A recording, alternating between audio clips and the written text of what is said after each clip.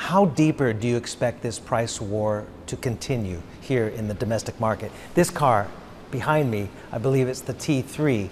This one is less than 10,000 US dollars, maybe 7 or 8,000 US dollars, starting at about 48,000 renminbi, from what I understand. Will you find yourself having to shave the prices even more, and does that delay profitability even further? In China, we think the price war may last about another 3 to 4 years. Overseas, I think it may take another 5 to 10 years for new energy vehicles to replace fuel vehicles. There are timetables for the United States and Europe by 2035, but I think it may happen faster. When new energy vehicles become popular around the world, the market shares will be more stable. Only then will the price war stop. Now, Tesla recently got approval to develop its full self-driving FSD here in the China market. Analysts I've spoken to in the United States say that's a game changer for Tesla. But would you say the technology here in ADAS and the other self-driving or driving assistance software in Leapmotor and other products is already advanced to the point where FSD's arrival in this market does not pose a significant threat, or does it pose a significant threat? As for intelligent driving, Tesla is indeed a pioneer, but everyone is beginning to get closer. Many users in China may know what its functions are and how its performance is. But Chinese car companies may have 3 to 6 months to catch up and become homogeneous with it.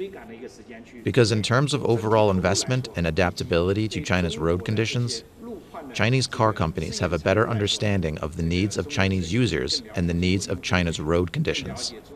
We all know a key component of your future plans is your partnership with Stellantis. Obviously, they make Chryslers, Fiats, Peugeot, Maserati even. That gives a lot of importance to your export ambitions. I believe this car behind me, the T3, is coming off the assembly lines in Poland as we speak right now. But there are tariffs, obviously, in the EU, upwards of 48%. In the United States, there are tariffs of upwards of 100%. Canada is now talking about tariffs as well on Chinese EVs. How has this changed your export strategy? It is true that we and Stellantis plan to assemble the entire knockdown parts of Leapmotor T03 in the early stage. We conducted a trial run of a production line and a trial assembly. We will also launch stores and start sales in 9 countries in Europe and 3 other regions around the world in September and by year-end. I think this practice will allow us to move faster than some other Chinese car firms. Indeed, if the EU or other places in the world raise tariffs on EV and impose more restrictive measures, it may have impacts on the globalization of Chinese EVs.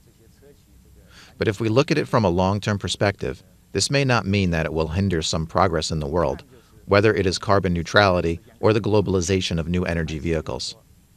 We think this general direction will not change, especially in China. Everyone has seen that in May, this has reached a level of 45 to 48%, and the market share has exceeded 52% in the past 2 weeks. So we think that in the future, the change in China will happen very fast, maybe even in about 3 years. The market of battery electric vehicles plus hybrid models will account for 90% of the total sales. It widens the gap between China and the world on the transition to EVs.